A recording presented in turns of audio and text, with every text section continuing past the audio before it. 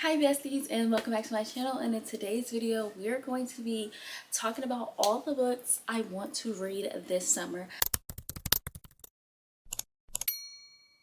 First, I'm going to start off with the Summer Rain Readathon that happens in July. This year, I think it's July 3rd to July 11th. I'll have some pictures up on the screen as I talk about it. This is a Summer Rain Readathon hosted by the one and the only Gabby Reads. I've been participating in this readathon for about 4 or 5 years now, and I'm really excited. This one is going to be like a spooky, ghosty carnival type of vibes. So I wanted to just run down my reading plans that I hope to read during that week. I have the prompts up on the screen as I talk about each book. Starting off with prompt number 1, I have 2 books I've already downloaded on my Kindle. And the first one I want to get to is Slasher Summerween. This is a slasher new horror book that just recently got released. It's supposed to be Scream meets summer camp slasher type of vibe. So I want to go into that one blind. I requested this art over on NetGalley and I recently just got it a couple weeks ago. Another summer book that I could possibly read at night in the dark on my Kindle is Honey Bloods by L.S. Bella. I just love this cover. This cover is so stunning. It gives vampire, it gives summer, it gives lesbian. I'm just going based off of the cover vibes alone. So I went ahead and bought that off of Amazon. So those are the 2 books that I want to read on my e-reader. And I think I'll be able to get through them pretty fast. And it'll also be a book to read at night. Both of them are horror or thriller. So it can fit in for a couple of different prompts. For read a thriller or horror book, I'm going to read a book that has been on my TBR for so long. If I do not read this book this year, I'm sadly going to unhaul it because I think I've had this book since 2022, since 2023 when it first came out in 2023. It's going to be 2027 next year.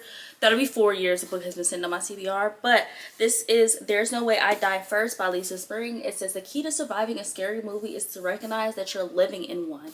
And all I know is it's definitely slasher vibes, and on the back that's a clown holding an umbrella.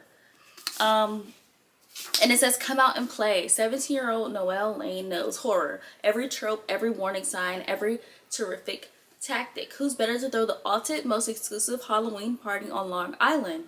It says nothing is going to ruin this party except maybe the low-budget it clown she hired. He acts as one of her classmates, and from the looks of his devilish grin, a bag full of killer tricks, he's just getting started. A murderous clown out for blood, but Noelle has been waiting her entire life to prove that she is the final girl. So I'm excited to see what this is gonna entail. It says tag your it on the front, and I want to know where she found this clown from to hire him for the party. Next prompt is a new to me author.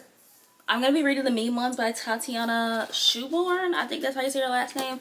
I have had Such Lovely Skins on my TBR for a really long time. I actually bought this one, and I also pre-ordered What Feeds Below. Just based off of cover vibes, description alone. So to have 3 books up from an author that I have never even read from sounds a little insane, but I want to read The Mean Ones. It also has pink on the cover. It is also a horror. Nat Cassidy blurbed this, but it says, so what if Sadie hears talking dead animals and a strange comforting male voice in her head? Her therapist insists these are the symptoms of PTSD. It makes sense considering that she hid under the bed and watched while her best friends were slaughtered. So I am going to eat this up. I feel it in this cover. Also stunning, boo. Also stunning. Then it would not be a Summerween readathon if I did not read a Frida McFadden book. So with a book with pink on the cover, I am going with The Tenant by Frida McFadden. Me and Frida have a love-hate relationship. I think I've talked about it multiple times on my channel. The Tenant, it says, no place like home. Blake Porter is riding on a high until he's not. Fired abruptly from his job of VP marketing and unable to pay his mortgage payments. On the new brownstone he shares with his fiance, he's desperate to make ends meet. Ooh. Enters Whitney, a beautiful, charming, down-to-earth, and she's looking for a room to rent. She's exactly what Blake is looking for, or is she? It says, danger lives right at home, but by the time Blake realizes it, it'll be far too late. The trap is already set. It says, strange noises drive him awake in the middle of the night, and soon Blake fears someone knows his darkest secrets. It's Frida. I know this is going to be a fast, easy read, and I'm starting to think I should read at least one of her books every Summerween. The last prompt is a book under 250 pages, which I'm gonna go with Cutthroat by Octavia Grant. It says this newest thriller by Octavia Grant is unhinged. Prepare to step into the Garden of Eden. I know Eden. I know her boyfriend or fiance impregnates her sister, and she gets revenge. And that's all I need to know. I've seen so many booktubers, TikTokers reading this book, and it's been on my TBR for a really long time, and I haven't got to it. And it's under 150 pages. So I don't read this summerween. Y'all hold me accountable. Now for 3 options I can kind of like fit in anywhere. I have 3 different ones that can go for thriller, horror, reading in the dark, new to me authors. We have The Eyes Are the Best Part by Monica Kim. A young Korean American woman descends into a deception and murder from the visionary mind of Monica Kim that will leave readers mesmerized and craving more. It says no matter how many people she must deceive and manipulate, how many bodies accumulate around her, her hunger and rage must be satisfied. Okay. I'm gonna go into this one blind. I do like the serrated edges. I did own the hardcover. And then we have a book I randomly picked up at Barnes. This is Until Death. All I know is wedding. She's getting married. And I know the first sentence kind of intrigued me because it says literally right here, in January, I looked at my mother and thought someone should kill her. But how do you kill someone? Probably the fastest and most straight up forward method it would be to buy a gun and shoot her in the head. But I cannot think of a way to do it without getting caught and thrown in jail, which would ruin my life, which would defeat the purpose of killing my mother.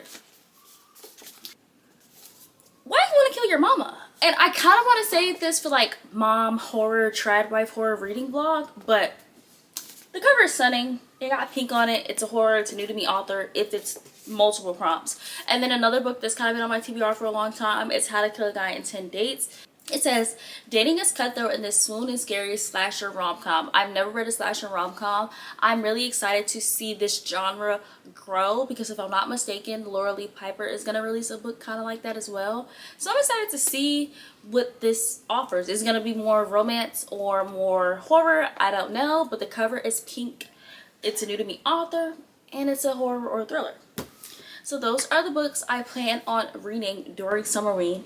Now for the books that I want to read within the next 3 months, we have a good little stack here. Some of these are books that I recently just hauled, and some of these are ones that have already been on my TBR. Literally, as soon as I open up the YouTube app, there she is. I love Tiffany. I don't know why I wanted to say her last name was Monahan, but it's not. But Tiffany is a mom creator. She does bookish content. I've been watching her for many years now. Our kids are around the same age, so I just love enjoying and watching her content. I just love seeing moms who have identities outside of just being a mom and also who love reading and creating content. So her content is amazing. Go check her channel out. But she was at Barnes and she picked this book up and it says, You Deserve to Know. Keep your friends close. And this follows a perfect group of friends. Its neighbors Gwen, Amy, and Lisa share more than play dates and coffee mornings on their tranquil street in East Bethel. They live on a cul-de-sac, and if I'm not mistaken, one of the friends' husbands died. And it says, as police investigate, the friendship begins to crack, revealing hidden tensions, affairs, and long burdened jealousies amongst the 3 women. With suspicions mounting on the neighborhood, gripped by fear, Gwen, Amy, and Lisa must confront the chilling truth about their husbands and their own friendship. So I'm excited to see moms in horror, and I want to know if one of the friends killed the husband. So thank you, Tiffany, for talking about this because I went to Barnes to pick this up. Next is Along for the Ride by Mimi Grace. Y'all, road trips in the summertime just sit right with my heart, and I don't have any road trips planned that are over an hour, but it says this road to love may have a few speed bumps. This says she didn't foresee the last minute changes would leave her making the journey with the one person she cannot stand. They're going on a road trip, but she cannot stand this person. It says a lot of things can happen in 16 hours, especially when car problems, an unplanned pit stop, and chemistry are involved. Once the dust settles after their trip, can these 2 stubborn people successfully navigate the unexpected feelings that follow close up behind? Or will they hit the roadblock before reaching their happily ever after? And this cover is so cute. Like, if this don't scream summer, I don't know what does. Then we have a new release by Alexis Martin. This is By the Bootstraps. Alexis Martin is one of my favorite authors. And this is a cowboy romance novel enthusiasts discover that everything is bitter in Texas, even love. It says Luna Star lives her life with her head in the clouds. Her delusional tendencies serve her well, or at least they used to. When her life throws her a curveball, she decides it's time to turn her cowboy fantasies into reality and purchase a tiny farm in Celeste, Texas. After all, the biggest heroines try to outrun grief. And then it follows Tate Jacobs. Hates cowboys, which is a problem considering his family owns one of the biggest ranches in Texas. So it's like, how do you hate cowboys and your family own a ranch?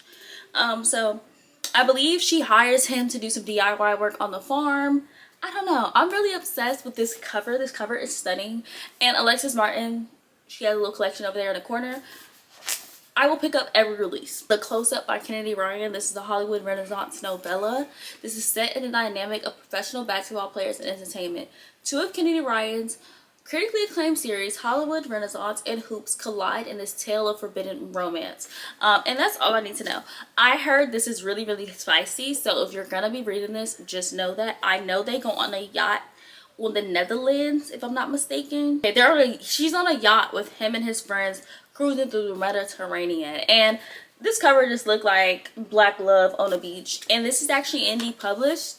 I don't think any publisher has picked this book up, so I want to get into this. I love Kennedy Ryan's work, but to know that this is probably one of her spiciest books, and it's a summertime on a yacht, I'm feeling that. Then a book I randomly picked up with my boyfriend at Barnes about a week ago was This Is a Cry for Help. Jan was raving about this book. She rated this book 5 stars. Other people have been rating about it.